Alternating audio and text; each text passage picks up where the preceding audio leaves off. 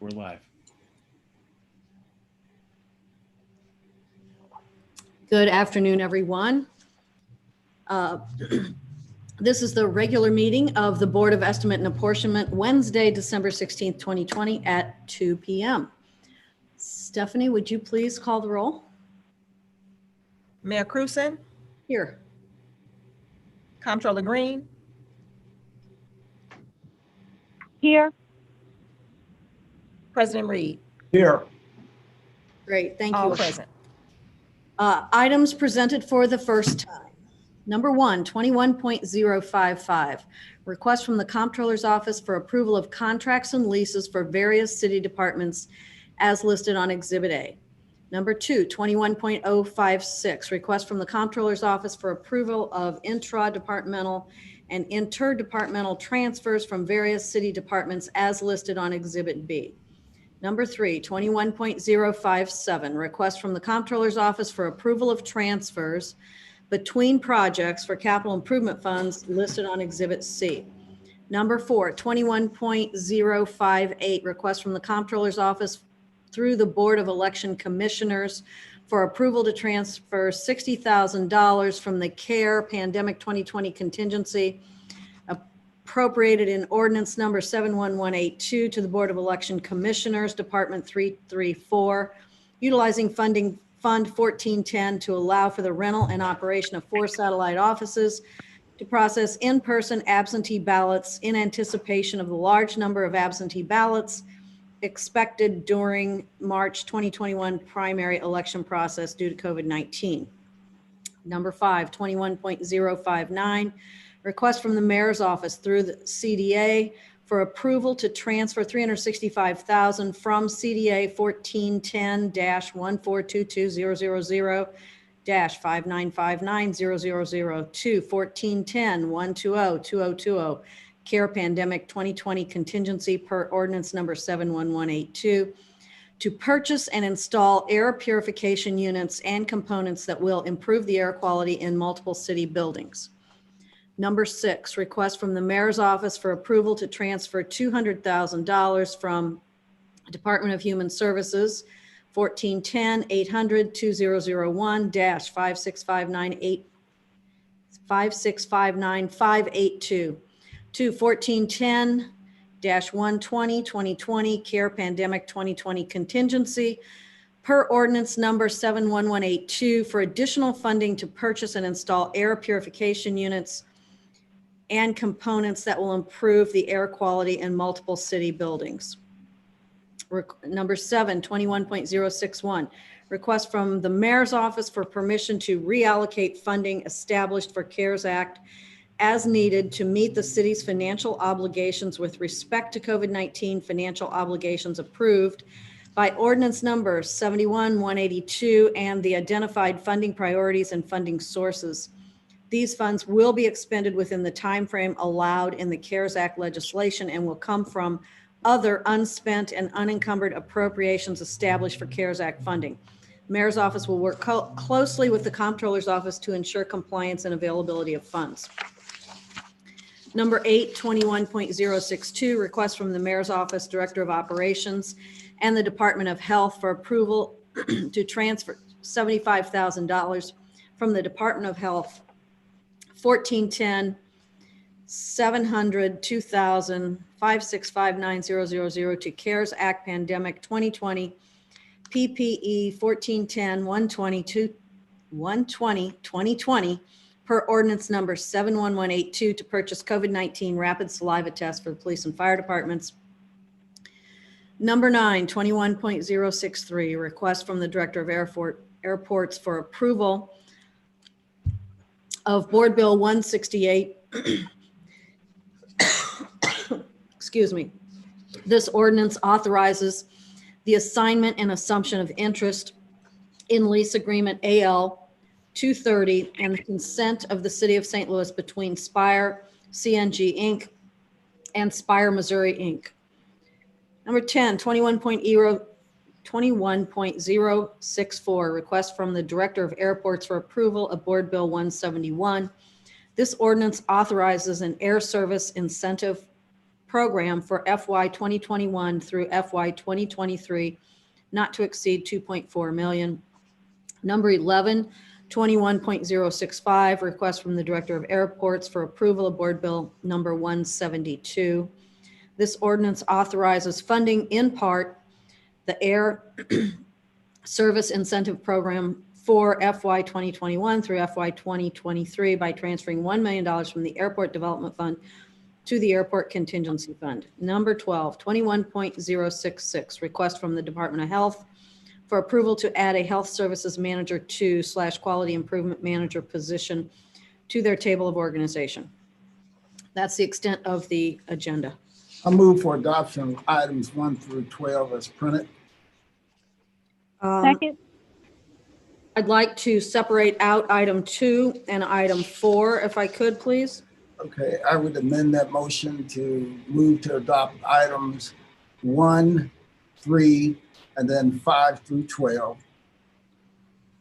I remove my first, second, and second your amended motion. Great. Is there any discussion of items 1, 3, 5 through 12? Okay, hearing no discussion, all in favor, I guess we should do a roll call since we're on Zoom, of items 1, 3, and 5 through 12. Stephanie, you want to call the roll, please? Mayor Cruzen, Aye. Comptroller Green, Aye. President Reed. Aye. Great, those passed unanimously. Okay. Mr. Madam Mayor, President, before could we have a- go to the, may I ask a question? While I had no discussion on the items that we just passed, I do have a question, and it's concerning the CARES Act spending. I want to be reminded of the portal that gives the breakdown of the CARES Act spending and any remaining balances. Can you help remind me of the portal? Is that on a website that is the mayor's website or the health department website? I do know we have one. I just need Right. to be It's on reminded. Madam Comptroller, it's on the Health Department website. I think it's called Transparency Portal or some such words as that. It's on there. And of course, my office, Dr. Eccles, and Beverly in your office all work hard to try to make that as current as possible. Things are moving quickly, but it's on the Health Department website.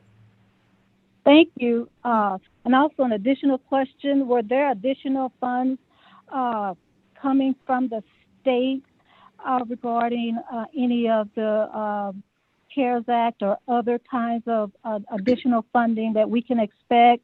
Or are we waiting approval for from the state or federal government, if you have any information on that? Well, so for state and federal government, we have not gotten any direct additional funding from the state. The state did, the governor had a half a dozen or so initiatives that were recently passed in a special session. And so we may indirectly get some of those funds, but we don't have any at this point in time. And then with regard to the federal, so, you know, that has been a little up in the air for the last month or more. And just today, and I don't know if it's finally passed yet, my latest update was about 2 hours ago. It looks like there may be a federal stimulus package that is getting passed. It's unclear at this time whether there will be any direct funding to cities or states, to local governments. Latest update is it looked like there may not have been, but you know, this is going back and forth, and we just have to wait to see what really finally comes out of Congress and is signed by the president. So we're anticipating something very soon, but we don't have it yet. Thank you. Mm-hmm. So if I could have a motion on number 2 and number 4, one or the other or both, and then I would I have a comment about those two. Move for adoption of item number 2. Second. Or you want, unless you want me to do both. Well, that's fine. Item number 2 is fine. Did you second that, Madam Comptroller? I did. Okay, great. So what I wanted to point out here is that in item number 2, the request for transfer of funds, if you look at the supporting documentation here, the 5th line down, there's a transfer of $75,000. It's actually 3 numbers, 45,000, 3,000, 26,000, about $75,000 to go from the city courts to the election board. And the purpose of that, my office have been working with Ben Borgmeyer and the Election Commission in order to do a number of things. One, to have the remote absentee voting locations, which the election board wanted to have 3 of those in addition to the one, of course, that they have downtown always. So that'd be 4 in total. But they also want to do some communication to voters about the change in the election procedure as a result of Proposition D for the March and the April election. So we were concerned, this goes to item number 4, Madam Comptroller, we certainly agree that they need some money. We were concerned that it might be a problem with the CARES Act money. So we asked Paul Payne to find the $75,000. I sent an email to him back on the 7th of December that just said, find the money. And you know, it doesn't always work like that, but Paul Payne did find these 3 line items so that we can transfer 75,000 over to the election board so that they can use it for the elections in March and April. We were concerned about the CARES Act money and when we'd be able to spend it and all that kind of thing. So that's why we did the transfer in that way. And so if we're all in agreement on those things, and I believe we are, then, you know, I would hope that we would go ahead and pass item number 2. I definitely want us to pass item number 2. And if in fact you're saying you're replacing the CARES Act money, which is item number 4, with the $10 in item number 2, Madam Mayor, I had been advised by my staff that you were possibly not thinking that the CARES dollars would be spent by the deadline. What I'm hearing is the deadline is 12/31 for it to actually be transferred or a check cut to those library locations by 12/31. I'm just asking because I know that the absentee voting begins January the 20th. So I would think that we would want to secure those locations within, or 30 days, which of course the 31 gets us there. Yes. And I also didn't want to have any remaining balances in CARES Act, and if this, in fact, can be done. That's the only reason that I wanted to place item 4 on, is so that we could maximize our use of CARES dollars and not have any remaining balances. And, in this time of the pandemic, when our tax dollars are lower, if we had those dollars available, CARES Act would certainly be the first ones to use.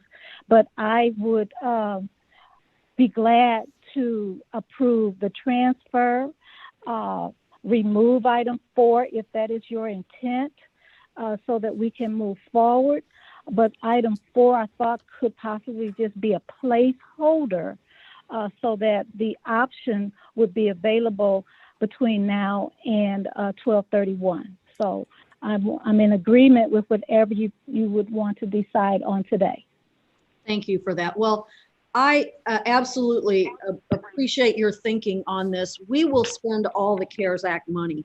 As you know, this is a day-to-day thing as we figure out what's been spent and what hasn't. So we don't intend to leave any money on the table. And there has been some uncertainty about exactly when the CARES Act money had to be spent and for what, whether or not it could be allocated now for a future service. It looked like and looks like that is a bit iffy. And so this election, the absentee voting places, in-person absentee voting places, and the communication, I think is so important to make sure we've got the funding for that, that I don't want any uncertainty having to do with CARES Act. So that was the reason that we went about it in a little different way. So if you're in agreement with that, I think, you know, this is a sure thing. And we'll spend all the CARES Act money.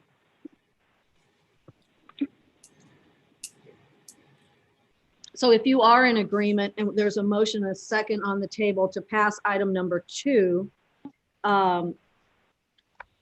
then if there's no further discussion, could we have a vote on item number 2?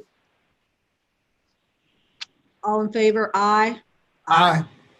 Aye. Okay, great. So item number 2 passed. And item number 4, I believe, is not needed since we allocated to the same purpose in item number 2. Is everybody okay with that? Yes. I'm looking at my staff, so they're okay, sorry. Yeah. Yeah, everybody's okay with that. All right. Then You know, I this would CARES Act, make a Absolutely. motion that we would remove item 4 from the agenda. Second. okay, all in favor of removing item number 4 from the agenda, please say aye. Aye. Aye. Aye. Aye. Okay, great, thank you. All right, that concludes items number 1 through 12. And then the other thing that we have on the agenda is an update on MSI, which will talk a little bit about that. I do have, Rich Bradley's kind of on standby in case we need him. And Dale was going to be here today, but he had a family doctor's situation that he really couldn't get out of. So if there's something that I can't answer or Rich can't answer, we'll get Dale back at another point in time. So let me kind of tell you where we are right now. Today, there are about 800 people being detained, 793 to be exact. 693 of them are at CJC and 100 are at MSI. The capacity at MSI is 436. It used to be 1168. I know you all remember that. But about 18 months ago, sometime in the middle of 2019, we closed the dorm at MSI, and that reduced the capacity by 800 people. You know, as recently as 6 or 7 years ago, virtually all 1,168 beds that were in place at MSI at that time were full. So now we're down to 100. That's good. We've been working with the courts on this. We've established the Criminal Justice Coordinating Council, which has been working with everybody in the justice system, whether it's prosecutors, defense attorneys, judges, and those are all the folks that decide who goes into our jail. We don't actually none of us on this call are deciding any of that. But what we are charged with is housing safely and in good conditions anyone who is being detained. So the 100, I guess it was, all right, let me grab something off my desk.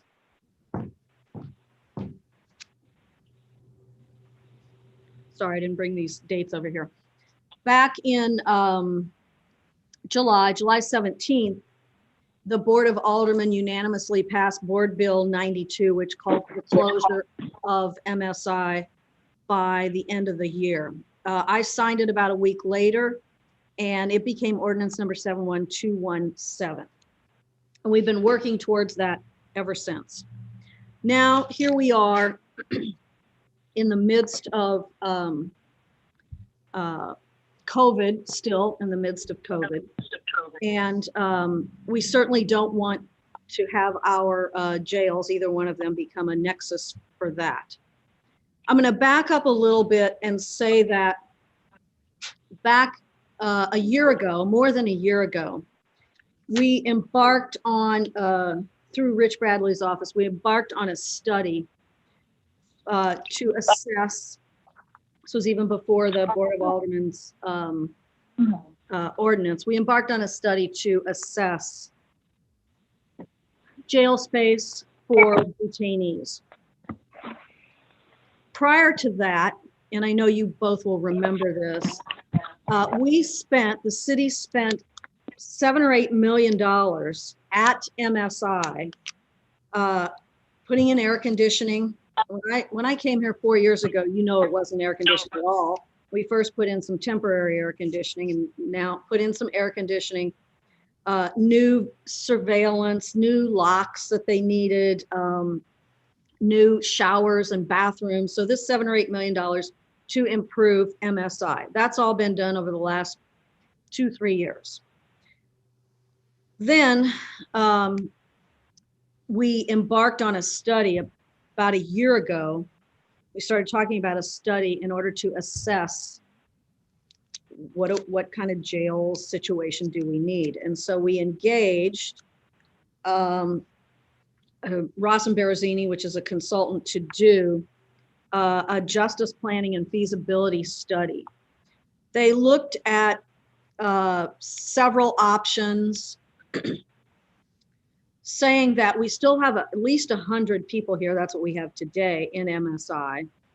And if you look back over the last couple of years, we normally had 200 or 300 people there.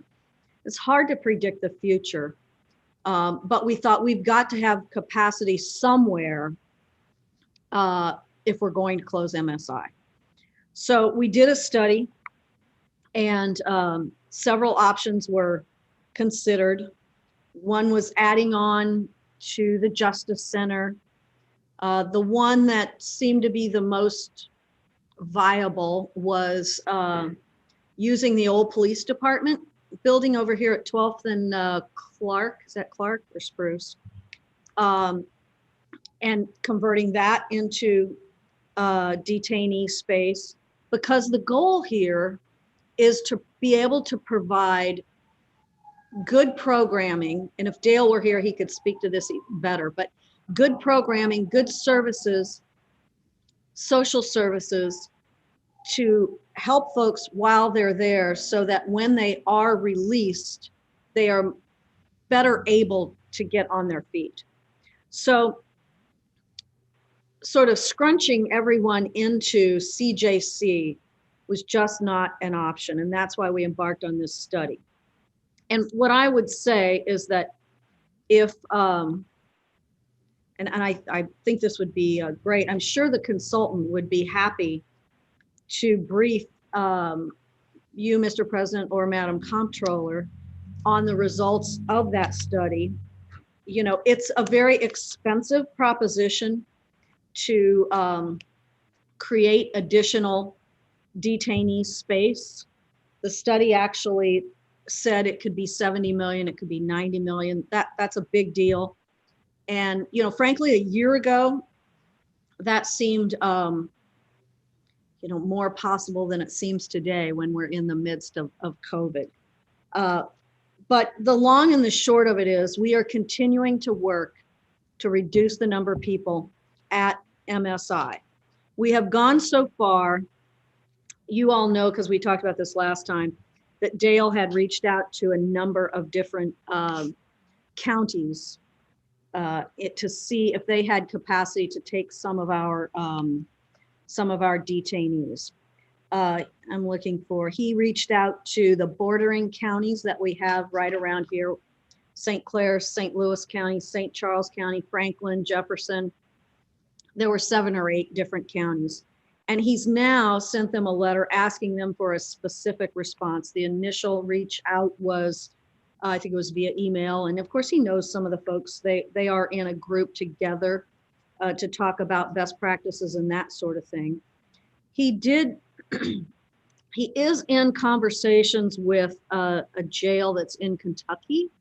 It's a long ways away. I think it's about 4 hours or something. But so he's in some conversations about the possibility of contracting for some space in Kentucky. It's not ideal because it's so far. but it was good in some other ways. So anyway, I guess the long and the short of this update is that we have a lot of things in the works. But right now we have 100 detainees that are at MSI, and we are not going to overcrowd CJC and put people on the floor on mattresses in order to close MSI in 10 days. So that's the update. There's a lot in the works. And I think there's a lot to be, I know that, Mr. President, this was your board bill that demanded the closure by the end of the year.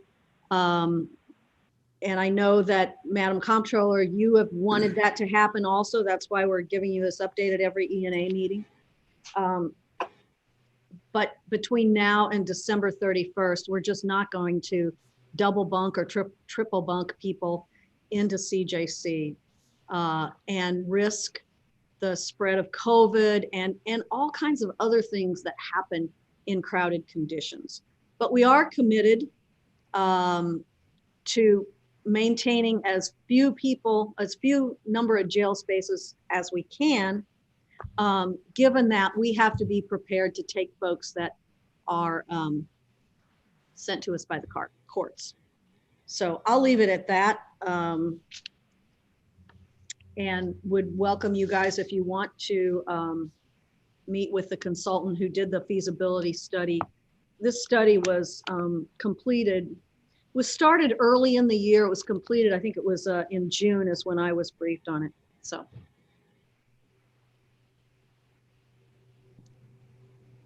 That's really all I have on that update. Sure. Thank you, Madam Mayor. Thanks for that. I appreciate your update, and I think it would be most appropriate to have the study that was done in terms of the space shared with the rest of ENA, as well as I guess the other city officials who have a stake in this matter. I did mention to the president of the board last month when there was an update, and I believe, Madam Mayor, that update was given by the president of the board at the time as to whether or not the December 31st date was still feasible, and he, of course, shared that it was.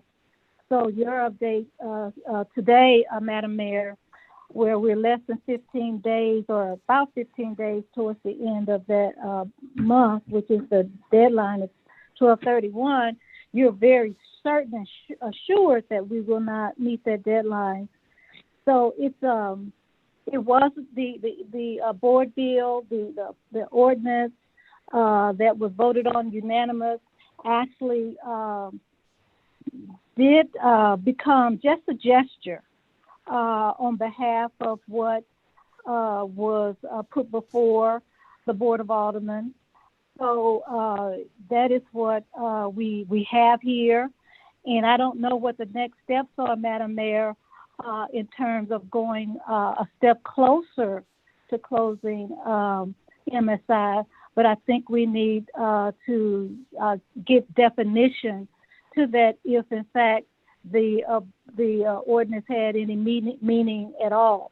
But as it stands now, I would declare that there was no meaning to that board bill or that ordinance that was signed, and that the public, should feel that some of these board bills that signed in front of elections, like the mayoral election that's coming up, are just gestures.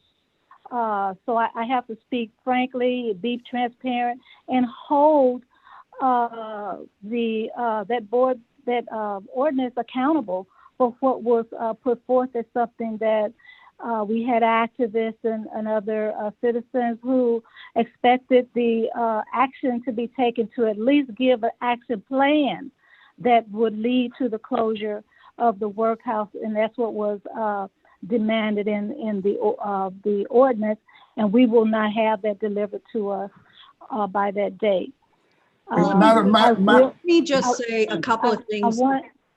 I wanted to just end by saying I will continue to request an update, Madam Mayor, on the situation on a monthly basis at the ENA meetings. And thank you. No, that's absolutely fine. I appreciate that. Let me just remind you of a couple things. Number one, it's the courts who send us people to be detained, and we really don't have much to say about that. Now, the expert here is Dale Glass. He does not think it is a good idea to send 100 people to Kentucky.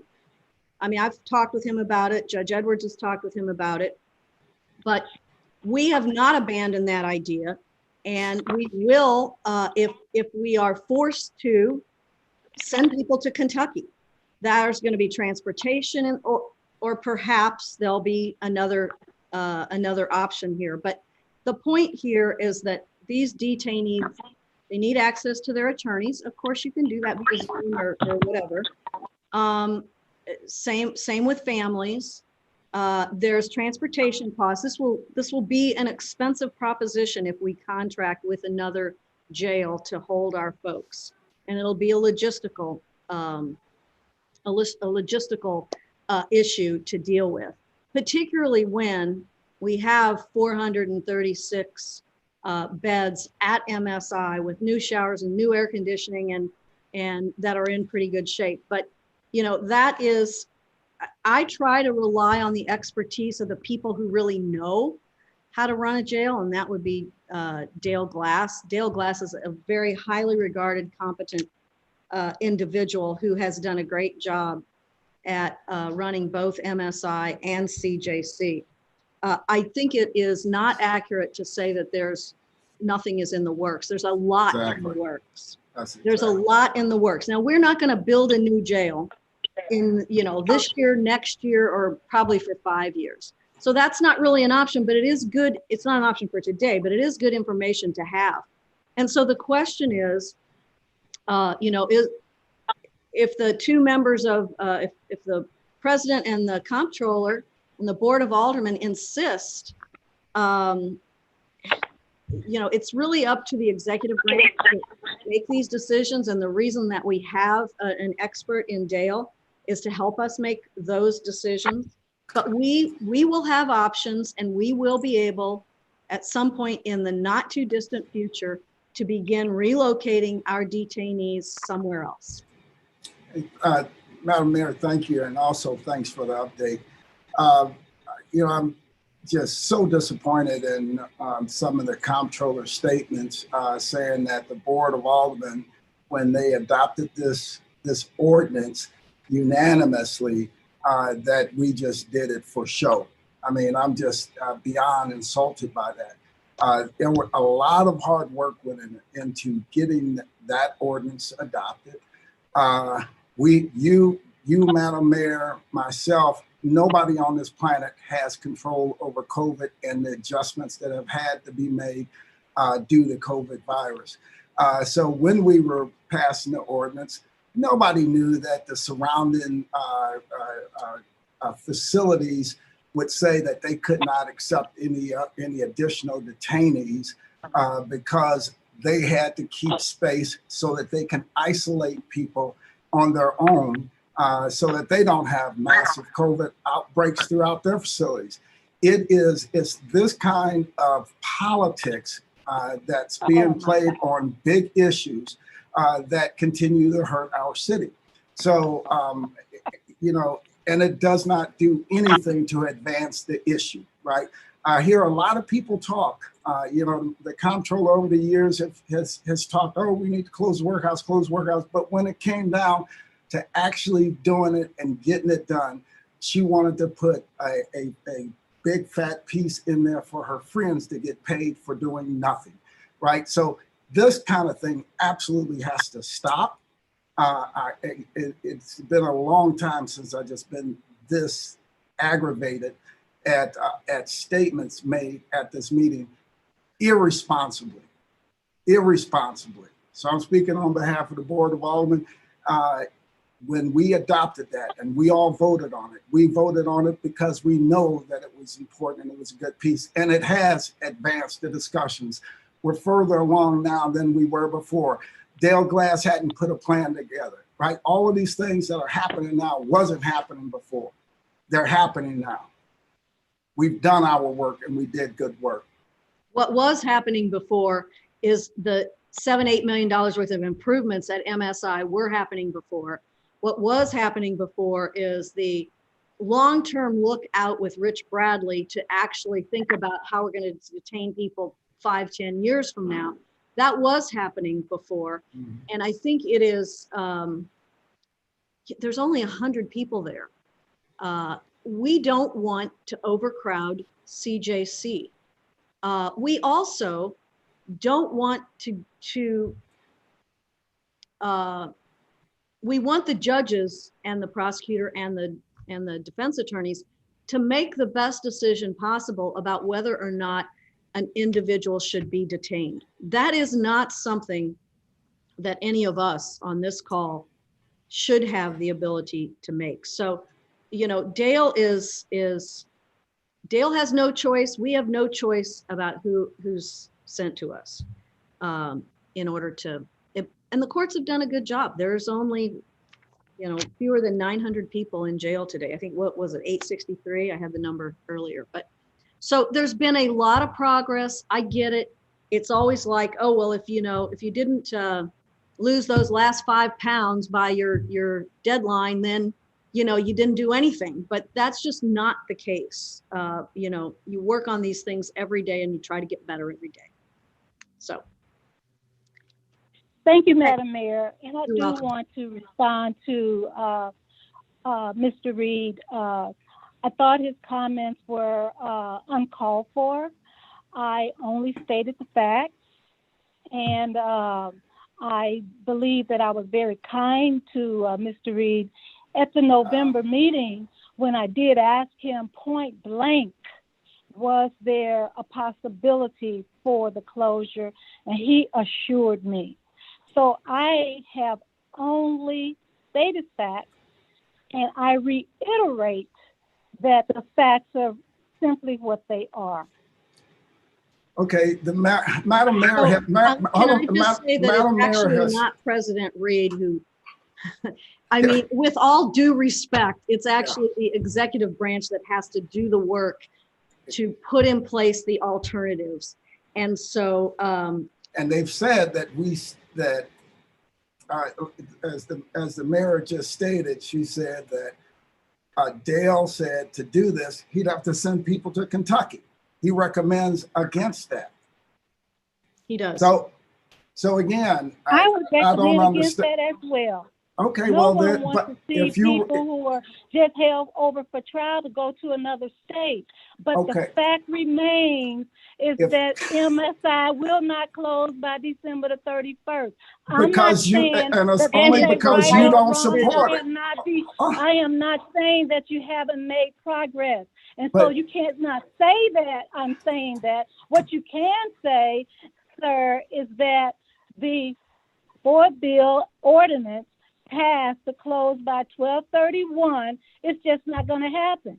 Because you're saying, I'm not. No, you don't do this, Louis Reed. You listen here. I'm Because listening, that's but go a ahead. fact. And then when I say that it didn't close, that doesn't give you the right to then characterize me or what I'm saying. I just stated a fact.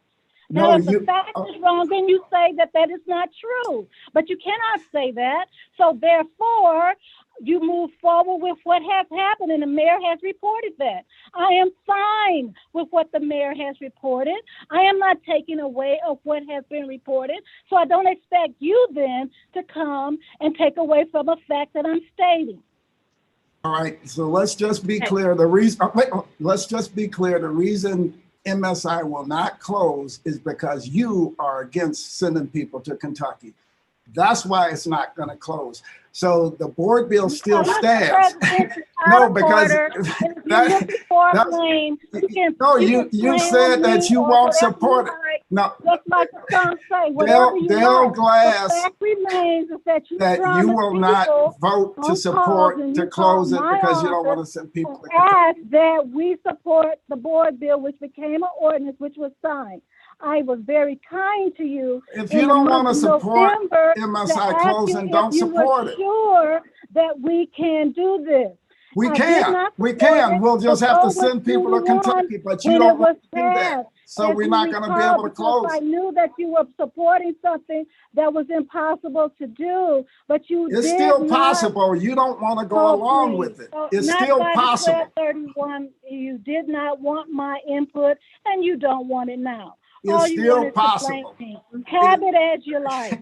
Blame Okay. the comptroller, because that's what No, you've done you're for the the one who six, however said you long will you've been not president of support the it. board, because there has not been a partnership with the comptroller and the president on anything, and there shall not be, according to you now, because you are looking to blame someone on a failure of yours. Madam Comptroller, it can move forward. You're saying that you will not support sending people to Kentucky. So that means that you're not going to support MSI closing, because Dale Glass is saying right now to close it, we'll have to send people to Kentucky. You said that's Like not going most to work. people on this call, we're both hearing about the Kentucky plan today. All right, Well, but you said you're not going to interrupt. support it. And so now that you're means- telling me that Let I'm me supposed interrupt. to jump on board. And I'm just telling you, you cannot do that, Mr. President. You're not going to play these mind games. It says Oh you've my said God, that you're now not it's a going to mind support it. So All I that's said just is what that it it's is. not closing by the 31st, and then you And it can happen if everything you can. support it, and it Have can it as you happen like. if you support sending people to Kentucky, but you're saying that you won't. So understand that the reason is So not that is your closing. new scheme. That's That's just your the new facts. scheme. It's just the facts. So let me say this. I am not proposing that we send people to Kentucky. I am telling you that that is an option. We are developing other options. If the executive branch deems that one of those options is a good idea, we will bring it to the Board of E&A, because no doubt it will cost money. So none of this is inexpensive. So what I'm trying to demonstrate to you is that we are doing everything we can as quickly as we can to keep detainees safe, not to have overcrowding at CJC, and to have options on the table. That's it. So when there's some options to consider that we think are acceptable, we run pretty good jails with pretty good programs. I'm sure there'll be people that'll disagree with that. But the point is, this is not just about detaining people or locking them up. This is about making sure that wherever we might contract with, that those locations are at least as good as CJC and MSI. So if we have something that we think is a good idea, we'll bring it back to this Board of E&A. I'm just demonstrating to you that we're working on a lot of different fronts on this. Thank you all. Merry Christmas. Happy New Year. I move to adjourn this session of the Board of E&A. It is Merry possible. Christmas. Merry Christmas. Okay, Merry I'll Christmas. second that. All in favor of adjourning? Aye. Aye. Aye. Bye all. Thanks. Have a Have good a- holiday. Have a happy holiday. Bye-bye.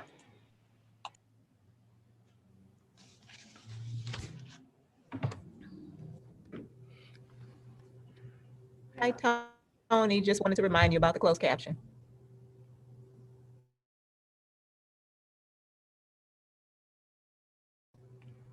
Wanted to remind you about the closed caption, Tony.